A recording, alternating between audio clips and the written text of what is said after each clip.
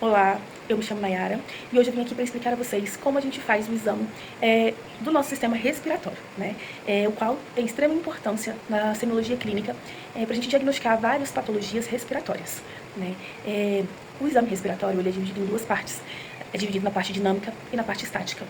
E sempre de forma comparativa, de um lado direito, do outro lado esquerdo, ou seja, do hemitórax direito e do hemitórax esquerdo. Nós precisamos sempre seguir uma ordem principal, que é inspeção, a palpação, a percussão e a ausculta. Ela sempre tem que ser seguida nessa ordem. E baseada nessa avaliação, a gente consegue chegar a um diagnóstico de doença respiratória.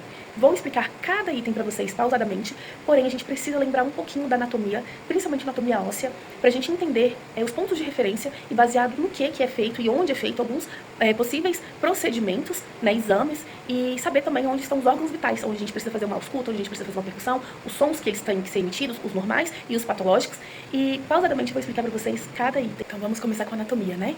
A anatomia da nossa caixa torácica, para representar o nosso sistema respiratório, ela tem dois ossos de extrema importância que eles realmente vão servir como base de referência, que é a clavícula e o externo.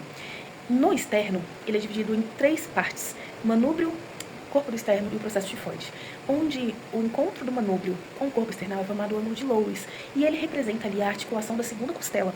Então a gente já tem um ponto de referência que a gente sabe que nessa pequena protuberância aqui, onde a gente vai conseguir sentir o paciente quando a gente for fazer uma palpação, se for necessário, para fazer algum procedimento, algum exame, a gente sabe anatomicamente falando que aqui é a articulação da segunda vértebra, da segunda costela do nosso paciente.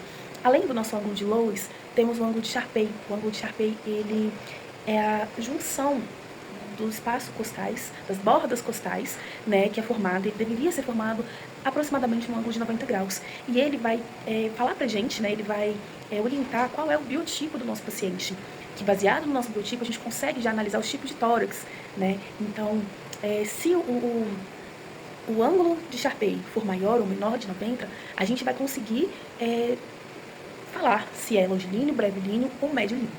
Além da parte óssea, que serve como ponto de referência para a gente, temos as regiões anatômicas, né? Vamos começar aí pela região deltoide, infraclavicular, supraclavicular, região mamária, que ela pode ser dividida com dois tipos de divisões, que é a região onde a gente se baseia na nossa linha médio-external, e a gente divide em quatro, né, o mamilo, baseado no mamilo, e para a parte do externo, a gente chama medial. E para a parte da lateral do corpo, a gente chama de região lateral. Então, seria superior medial, inferior medial, superior lateral e inferior lateral. Lembrando sempre que, após o nome que a gente referir da região, a gente precisa sempre lembrar que é direita ou esquerda.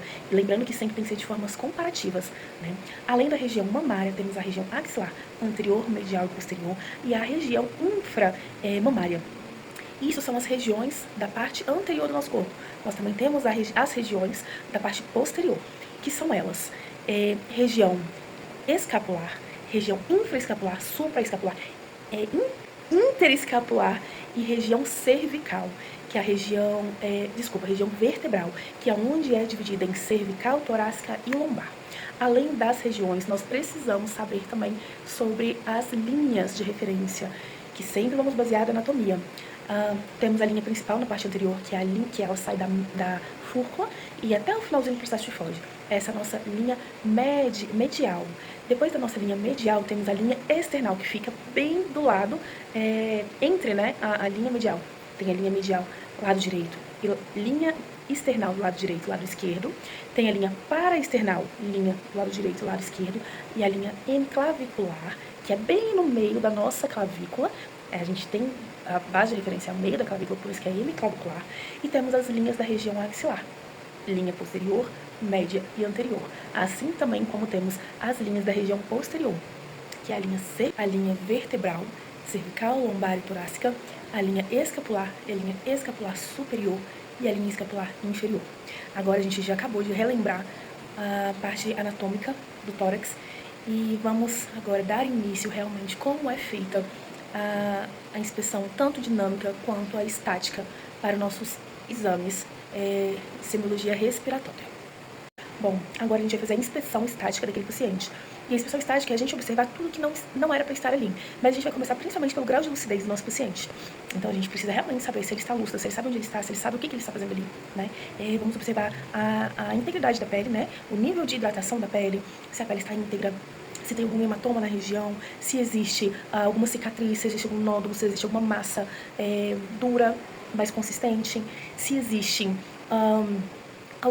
alguma necrose, qualquer coisa que não era para estar ali. Mas a gente vai estar procurando dois sinais em específico: sinal de Lemos-Torres e sinal de Raymond. O sinal de Raymond, ele é uma contratura unilateral paravertebral, que ali ele vai indicar que vai estar, na verdade ele vai sugerir, né, que vai ter algum problema, algum comprometimento pleural.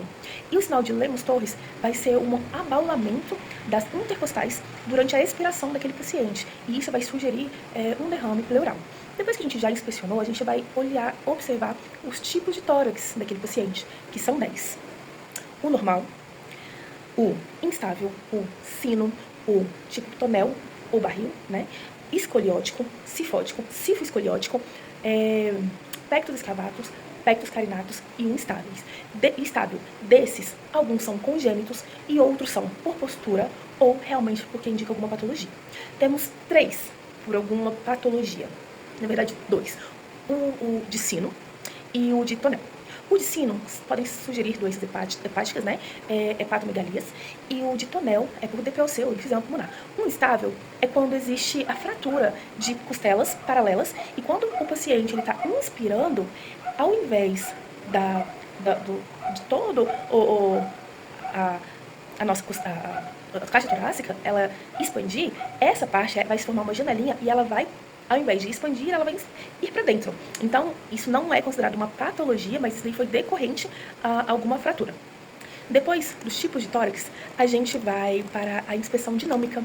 A inspeção dinâmica, temos também os tipos de respiração, os tipos de ritmo de respiração, que é o dispneico, onde o ritmo dele é normal, só que a amplitude vai ser um pouquinho maior durante a respiração dele. Temos o platipneico, que é quando ele já tem um pouquinho de dificuldade respiratória e ele vai conseguir respirar melhor se ele mudar de posição. Temos o ortopneico, que ele tem muita dificuldade em respirar deitado, e temos o tropopneico, que ele só vai ter o conforto da respiração quando ele estiver na posição de decúbito lateral. Além desses, temos também as frequências respiratórias, que é taquipneico, quando a respiração dele a frequência respiratória está muito acima do normal, né, que a normalidade é de 16 a 20 IRPM, né? Então, o taquipneico, ele vai estar acima de 20 IRPM. Temos também bradipneico, quando a frequência respiratória vai estar abaixo de 16 IRPMs, e temos a apneia, quando ele está respirando e ele vai dar aquela parada, aquela pausa respiratória. E o eupneico, que é o normal, que é entre 16 a 20, né, os valores de referência. Além disso, temos a tiragem. A tiragem, ela é quando o paciente respira, faz a respiração completa, existe a depressão dos espaços intercostais nas regiões axilar. E isso é muito visível. Agora a gente vai para a parte da palpação. Palpação é de extrema importância, que a gente também consegue melhorar o diagnóstico daquele paciente. São divididas em 3 partes.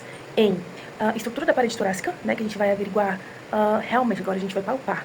A gente vai conseguir ver se tem algum osso quebrado, a gente vai conseguir ver alguma massa, a gente vai conseguir sentir musculatura acessória, vamos palpar.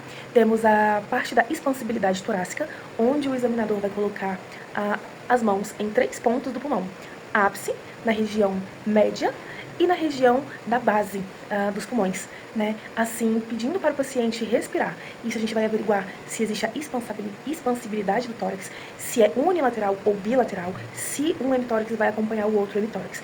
Caso não acompanhe, a gente pode sugerir 3 probleminhas, 3 possíveis diagnósticos: pneumotórax, pneumodiastino e pleurites, porque o pulmão ele não vai conseguir ter essa mobilidade, ter essa expansibilidade. A outra forma de avaliação também é o frêmito toracovocal, onde o avaliador vai colocar as mãos no ápice dos pulmões e ele vai pedir para o paciente fazer o número 33, falar o número 33.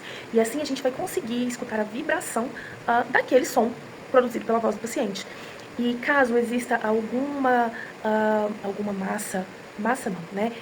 Se existe algum fluido, se exista alguma substância já, alguma consolidação pulmonar e estiver acima, isso pode indicar uma consolidação. Se o frêmito estiver acima, ele pode indicar uma consolidação pulmonar. E se o frêmito estiver bem baixinho, pode indicar um pneumotórax. Vamos para a terceira fase da nossa avaliação, que é a percussão.